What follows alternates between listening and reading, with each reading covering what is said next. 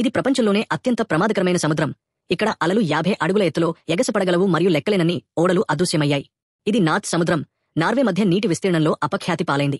Denmark మరియు British దీవులు. అయితే ఉత్తర సముద్రం అంత ప్రమాదకరమైనది ఏమిటి? వెచ్చని గల్ఫ్ స్ట్రీమ్ వాటర్స్ మరియు చల్లని ఆర్కిటిక్ ప్రవాహాల సంగమం వద్ద సముద్రం యొక్క స్థానం అనూహ్య వాతావరణ నమూనాలను సృష్టిస్తుంది. గల్ఫ్ స్ట్రీమ్ నుండి వెచ్చని గాలి మరియు చల్లని ఆర్కిటిక్ గాలుల మధ్య ఘర్షణ తీవ్రమైన అల్పపీడన వ్యవస్థలను సృష్టిస్తుంది. భయంకరమైన తుఫానులను సృష్టిస్తుంది. ఇవి భయపెట్టే వేగంతో ఏర్పడతాయి.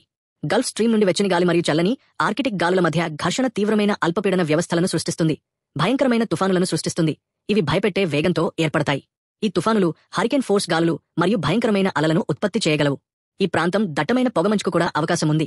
దృశ్యమానతను దాదాపు 0కి తగ్గిస్తుంది మరియు ఘర్షణల ప్రమాదాన్ని బాగా పెంచుతుంది. దాని ప్రమాదాలు ఉన్నప్పటికీ ఉత్తర సముద్రం ఒక ముఖ్యమైన ఆర్థిక ధమనిగా మిగిలిపోయింది. ఇది ప్రపంచంలోనే అత్యంత రద్దీగా ఉండే షిప్పింగ్ లేన్లకు నిలయంగా ఉంది. ప్రతిరోజూ వేలాది ఓడలు దాని జలాలను దాటుతాయి. ఐరోపాలో అతిపెద్ద రోటర్డామ్ వంటి ప్రధాన నౌకాశ్రయాలు ఈ మార్గాలపై ఆధారపడి ఉన్నాయి.